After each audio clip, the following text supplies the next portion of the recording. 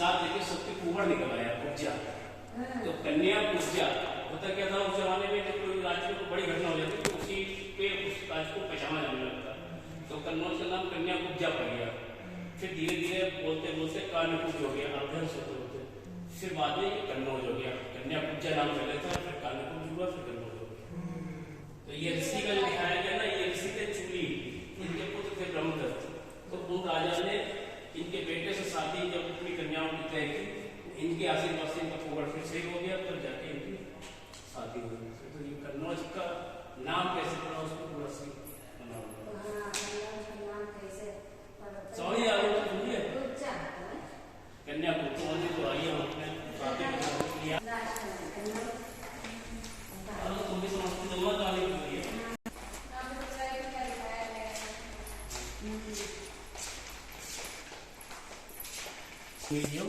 कि सारा अंदर अंधेरा हो जाएगा, एक लाइट जलेगी और जिसकी लाइट जलेगी ऑटोमेटिक साउंड सुनाई पड़ेगा उसका कि ये कहानी क्या है। लेकिन ये बंद पड़ा रहा, अभी तक उद्घाटन हुआ नहीं, चुहों ने अंदर तार काट दी है, तब वो चीज अभी हो नहीं पा रही। मतलब ये बोला करेगा ऑटोमेटिक ये स्पीकर लगा, ये लाइट है, वो लाइट जलेगी, इसकी कहानी फिर ये बंद हो जाएगी, फिर इसके बारे में बताया, मतलब जो लाइट जलेगी उसके बारे में आवाज सुनाई पड़ेगी। तो ये है हर्षवर्धन का जन्म, कन्नौज के राजा हुए थे 5वीं शताब्दी में। हर्षवर्धन उनके माता पिता गोद में हर्षवर्धन है। हर्षवर्धन ये लोग वहाँ के थे, हरियाणा के पास थानेश्वर एक जगह पड़ती, वहाँ के राजा थे इनके पिता। और इन हर्षवर्धन की बहन है ये राजश्री, कन्नौज के राजा थे ग्रहवर्मन राजकुमार। इनके साथ हर्षवर्धन की बहन की शादी हुई थी कन्नौज में। कन्नौज से हर्षवर्धन का रिश्ता ऐसे जुड़ पाया था। फिर जब ये इनके पिता बुजुर्ग हो गए थे, ये राजकुमार थे, इन्हें बहुत ज्यादा युद्ध के बारे में पता नहीं था। तो कन्नौज पे जिन राजाओं की नजर थी, एक शशांक हुए, एक राजा हुए देवगुप्त, इन दोनों ने मिलकर कन्नौज पे आक्रमण कर दिया। तो दो राजा राज्य की सेना से ये लड़ नहीं पाए थे, इनको मार दिया। और ये है राजश्री जिनकी ये शादी हो रही, इनको बंदी बना लिया, देवगुप्त लोग ने इनको मारा, इनके बहन को इन्हें हरा दिया, भगा दिया, अपनी बहन को उनसे कब्जा मुक्त कर लिया, जेल से छुड़ा दिया। फिर क्या होता है, इन लोग ने संधि करने, दोस्ती करने की प्रस्ताव भेजा कि आप हमारे शिविर में हम दोस्ती करना चाहते, युद्ध नहीं करना चाहते और बिना हथियार के आप आइए, बिना सेना के। तो उनसे चलो हार में हो सकता है वो दोस्ती करना, तो ये भरोसे पे चले गए उनके शिविर में। और जब ये बिना हथियार बिना सेना पी गए, तो उन लोग ने बाद में घेर के हर्षवर्धन के बड़े भाई थे राजवर्धन, उनको ही मार दिया। जब पहले पति मरे और फिर धोखे से इनके भाई को ही मार दिया गया। तो ये राजश्री जो थी इतनी विचलित हो, आप देख रहे पीछे चिता है। और फिर हर्षवर्धन आए ढूंढते ढूंढते अपनी बहन को, विंध्याचल के जंगल में पता चला हुआ है, तो वहाँ ढूंढने गए। तो ये चिता अपनी लगा चुकी थी मरने के लिए, पति होने के लिए। तो हर्षवर्धन वहां से इनको पकड़ लाए, इनसे कहा कि आप चलो कन्नौज, आप राज संभालो, जो भी आपका सम्मान वैभव संपदा जो भी गई वो हम सब वापस करेंगे। तो अब आके यहाँ पे जब अपनी बहन को ले आया, तो ये कन्नौज का दरबार दिखाया गया, कन्नौज राज्य का। ये हर्षवर्धन बैठे हैं सामने और वो इनकी बहन साइड में खड़ी राजश्री। मतलब राज्य में जो भी डिसीजन लेने होते थे वो मंत्रिमंडल सब तय करता था, लेकिन जब तक राजश्री हाँ नहीं करते थे तब तक हर्षवर्धन वो काम करते नहीं थे। तो इसलिए राज्यसभा में उनकी बहन की मूर्ति लगी, वो रहती थी, इनका राज था। कन्नौज के लोग दो राजा को जानते हैं, हर्षवर्धन और दूसरे जयचंद्र। अब ये हर्षवर्धन की एक खूबी और थी, हर्षवर्धन नाटक कथा वो सब भी लिखते थे। इनके टाइम पे कन्नौज शिक्षा का सबसे बड़ा केंद्र था, मतलब विदेश से भी लोग पढ़ने आते थे, चीन से भी लोग कन्नौज पढ़ने आते थे। तो उनका ये स्वरूप दिखाया गया, कहानी कथा कहानी भी लिखते थे ये। और दूसरा उनका एक स्वरूप और था, ये दानवीर बहुत बड़े थे, दान करते थे। मेरा पढ़ाना परंपरा डालने का श्रेय नहीं हो जाता है, ये हर तो इलाहाबाद जाके ये वहाँ पे कई दिनों का कार्यक्रम चलता था, वहाँ पूजा वूजा सब करवाते थे, ब्राह्मणों को दान दक्षिणा देते थे, गरीबों को देते थे, सब कुछ अपने राज्य का निछावर कर देते थे। फिर आते थे, फिर अपना इधर उधर राज्य जीतते थे, फिर वहाँ का सामान से घटक के मारते थे। मतलब तो ये दानवीर थे, तो उनका दिखाया गया ये। और इन्होंने एक कार्यक्रम किया था फरुखाबाद में, कंपिल है जगह, वहाँ बौद्ध भिक्षुओं के लिए बड़ा कार्यक्रम किया, वो बहुत बड़ा वहाँ के स्थल बना हुआ था। ये कंपिल का नजारा दिखाया, भगवान बुद्ध यहाँ पे स्थापित किए थे इन्होंने। हाँ वहाँ का है सबको दान देते थे। वहाँ पे ये पूजा पाठ सब हुआ करता था, उसका सब नजारा दिखाएगा। ये गंगा घाट के किनारे का पूरा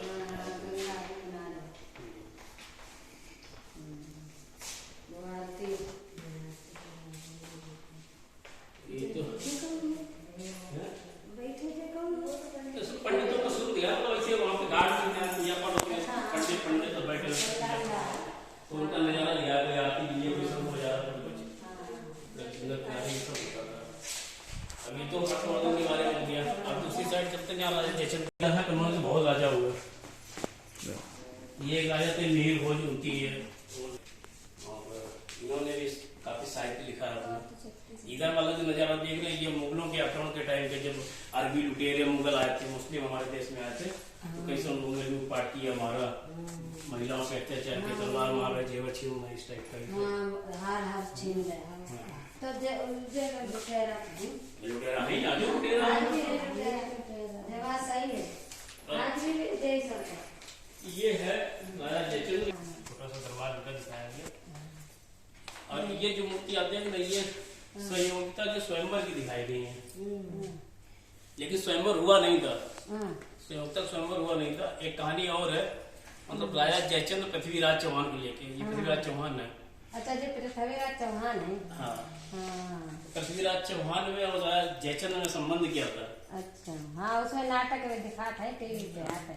ये जो है दोनों मौसेरे भाई थे। हाँ, और लोग कहते हैं ना जयचंद्र के ऊपर गद्दारी का ठप्पा लगा कि जयचंद्र गद्दार थे, लेकिन गद्दार ये थे।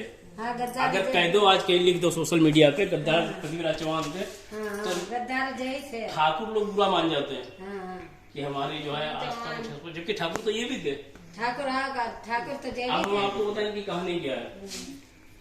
पृथ्वीराज चौहान और ये राजा जयचंद्र, इनके नाना दिल्ली के राजा थे, अनंगपाल, राजा अनंगपाल दिल्ली के राजा थे।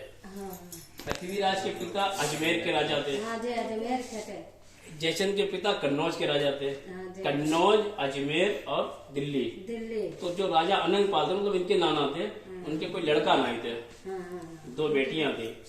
इनकी मम्मी छोटी थी, इनकी मम्मी उम्र में बड़ी थी। और ये भी पृथ्वीराज से उम्र में ये बड़े थे, पृथ्वीराज छोटे थे।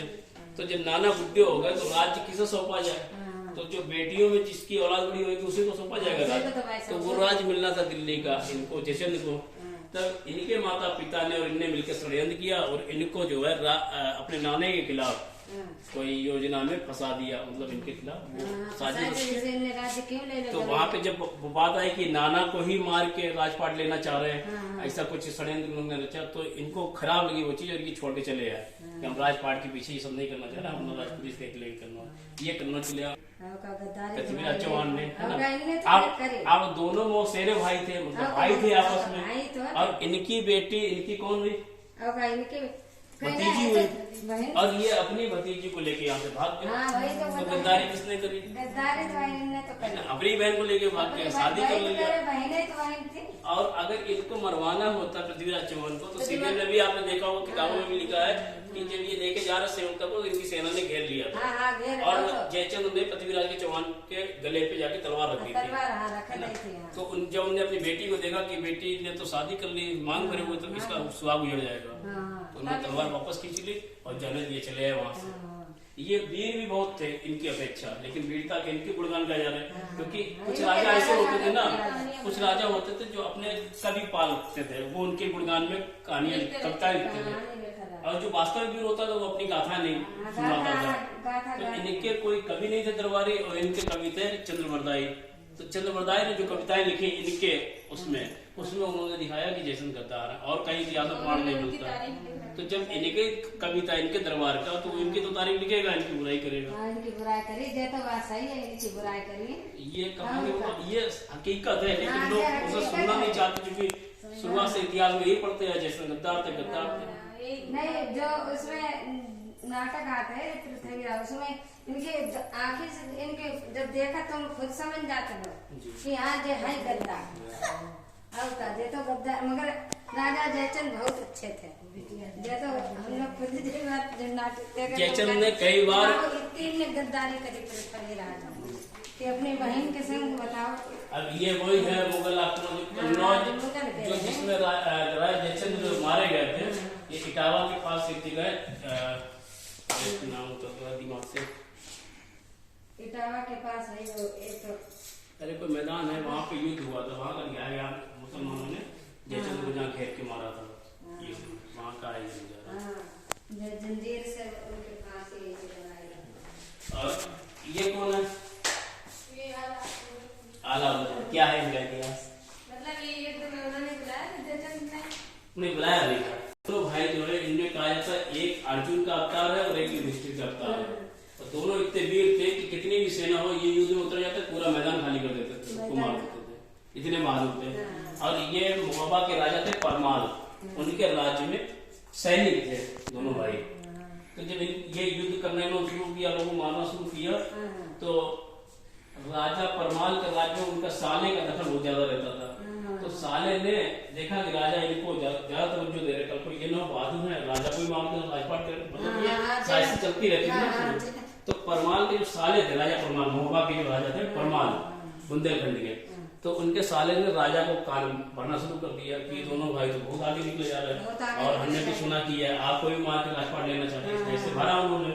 तो राजा का ऐसा नहीं, हमारे दोनों भरोसेमंद सिपाही है, तो उनका अगर आप भरोसेमंद है तो आप एक काम करिए कि उनसे उनके औजार मांग लीजिए जिससे युद्ध करते हैं। अच्छा, पहले लोगों के उसूल होते थे कि हमारा जो असला है जिससे युद्ध करते जीतते हैं हम किसी को देंगे नहीं। तो वहाँ क्या पकड़ा अंदर इनको नहीं पता था। तो राजा से उनके साले ने कहा कि आप इनसे अपने औजार मांग लीजिए, कि अगर मना कर दो सुन लेना ये आपके ऊपर वो करना चाह रहे हैं। तो राजा उनकी बातों में आया, राजा दरबार बुलाया, इनसे कहा अपने हथियार हमें दे दो, हम भी कुछ मांग लेते। उन्होंने कहा महाराज माफ कर दीजिए, हम अपने असला नहीं दे सकते। बस राजा को वो चीज दिमाग पहले से बैठे हुए थे राजा से, उन्होंने इन्हें अपने राज से निकालने का आदेश कर दिया कि आप हमारे राज्य में कहीं नहीं, मेरा राज छोड़ दो, कहीं भी रह जाए। ये दोनों भाई चलते चलते कन्नौज आ गए। कन्नौज में ये जो निकले तो माता फूलवती मंदिर आपने सुना होगा, बड़ी सिद्धिपीठ माता है। तो ये जब यहाँ से निकले फूलवती मंदिर के बारे में मालूम हो, तो ये दोनों भाई दर्शन करने चले गए। तो कभी किसी राजा में कोई आता था हाथी घोड़े से, तो पहले राजा पास आया है। तो जयचंद के भतीजे थे लाखन, वो सेनापति थे कन्नौज से। लाखन की इनसे दोस्ती थी अलाउद्दीन से। तो जब ये उसमें गए फूलवती मंदिर दर्शन करने, तो लाखन भी पहुंचे, जब उन्हें पता चला कोई आया है, तो कौन आया देखने के लिए, तो हमारी बड़ा अलाउद्दीन मित्रता थी। तो इन्होंने अपनी पूरी घटना बताई कि हमें तो वहां से निकाल दिया गया राज से।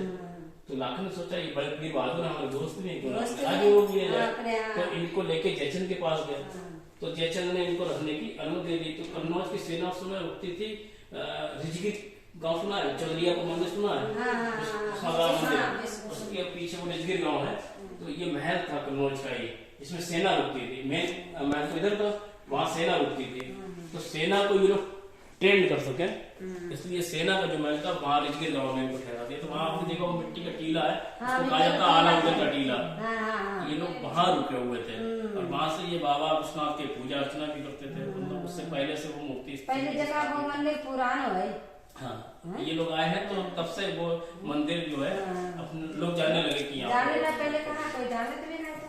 तो अलाउद्दीन का कन्नौज आने का, और उसके बाद जब ये यहाँ रहे कुछ समय तक, तब फिर आसपास के राज्यों के राजा ने जब महोबा पे आक्रमण करने का प्लान कर लिया, जब उन्हें लगा रानी को राजा जीत नहीं पाएंगे, और राजा किस मुंह से कहें तुम आ जाओ हमारे राज्य, तब जो उनकी रानी थी उन्होंने अपने दूत भेजे कन्नौज कि जाके आप हमारा संदेश दो। उन्होंने गुहार लगाया, पत्र लिख के भेजा होगा, उसको पढ़ने के बाद तब ये लोग वापस फिर महोबा में। और फिर वहाँ पे एक बार पृथ्वीराज ने भी आक्रमण किया महोबा पे, तो इन लोग ने युद्ध हरा दिया था पृथ्वीराज।